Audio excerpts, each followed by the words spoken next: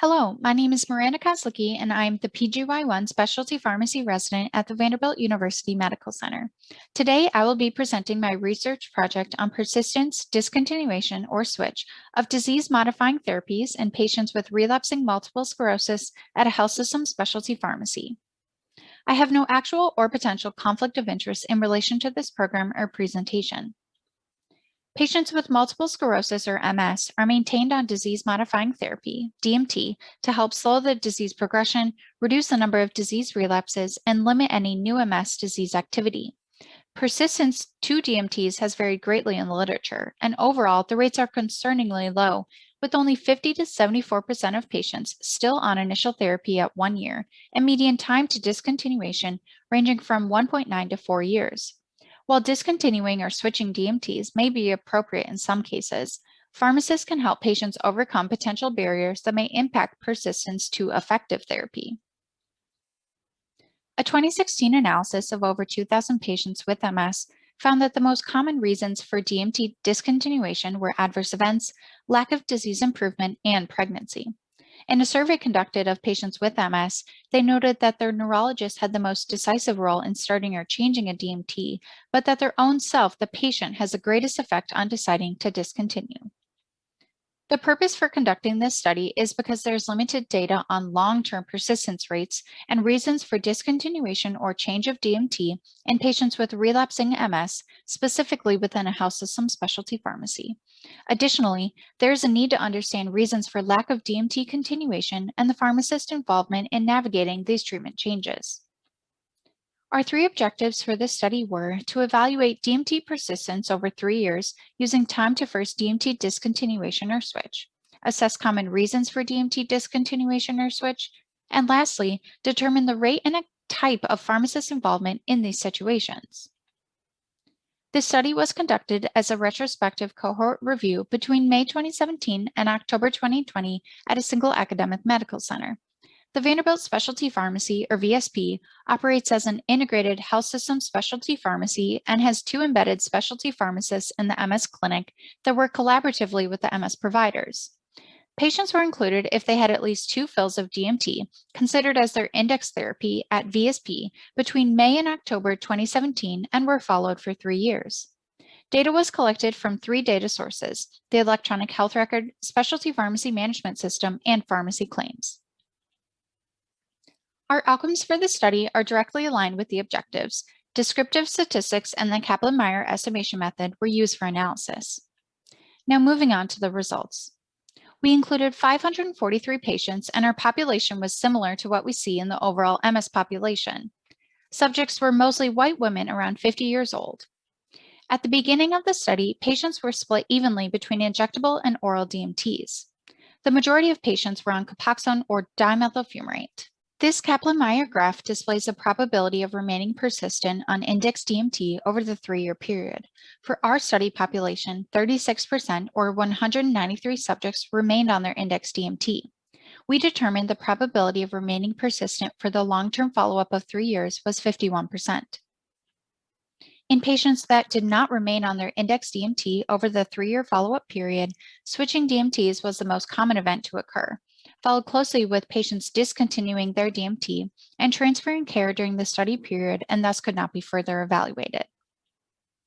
Now, taking a closer look at the reasons for lack of DMT persistence, this chart depicts the DMT discontinuations with percent of patients on the x-axis and discontinuation reason on the y-axis. We found that DMT side effects were by far the most common reason for patients to discontinue therapy, which is consistent with the literature. This chart depicts the reasons for DMT switch from index therapy with the percent of patients on the x-axis and switch reason on the y-axis. We found that an insurance formulary change was the most frequent reason prompting patients to switch DMTs, followed closely by a decline in clinical status. This figure displays index DMT on the x-axis and the reason for DMT discontinuation or switch on the y-axis. The most frequently discontinued medication was dimethyl fumarate, most commonly due to side effects like stomach irritation and flushing. Patients frequently discontinued or switched from interferon therapy due to having stable disease or side effects. The most common switch was from Copaxone due to an insurance formulary change. Our 3-year study period included the release of the generic formulation, and many patients switched to this product. This figure demonstrates the 136 patients that switched to a new DMT within 60 days of an index DMT fill. The left side indicates their index DMT, and the right side shows which DMT the patient switched to. We see a large shift of patients switching to the generic formulation of Copaxone, and a shift from lower efficacy therapies like interferons to higher efficacy infusion therapies that were new to the market during this 3-year period, like ocrelizumab. These graphs show the role responsible for initiating a DMT discontinuation or switch. Unlike previous studies, we found that patients and providers in this setting initiated DMT discontinuations at equal rates, and pharmacists played an influential role in identifying the need for discontinuation in 6% of patients that required stopping therapy due to lymphopenia, liver enzyme elevation, and in cases of pregnancy. Illustrated in the graph on the right, our study confirms that the prescriber has the greatest effect on switching DMTs, but it also shows that pharmacists play a large role initiating switch, with 36% of switches initiated by the pharmacist. Lastly, we aim to characterize the pharmacist's involvement in DMT transitions. The left graph shows the type of involvement in discontinuations, and switches are shown on the right. During DMT discontinuations, pharmacists were involved in the discussion of stopping therapy in half of subjects with either the patient or prescriber. During DMT switches, the pharmacist coordinated additional pre-therapy labs and tests. We found that pharmacists coordinated follow-up care and recommended a new DMT option in both discontinuations and switches. In conclusion, we found that discontinuation and switches of DMTs are common in patients with relapsing MS. Our finding of a 51% probability of remaining on the same DMT over a 3-year period is consistent with the literature. In an integrated specialty pharmacy model, the most common reason for DMT discontinuation is still the development of side effects. Though our study identified the most common reason for DMT switch was an insurance formulary change, this was largely impacted by the changing landscape of available therapies during the study period. We affirmed that a common reason for therapy switch is due to clinical decline.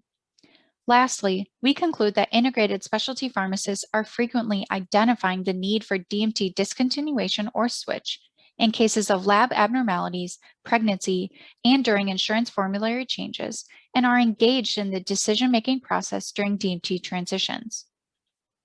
I'd like to thank my co-authors and residency program director. The presentation objectives and self-assessment question are listed here. Thank you for listening to my presentation. Please reach out to me if you have any questions.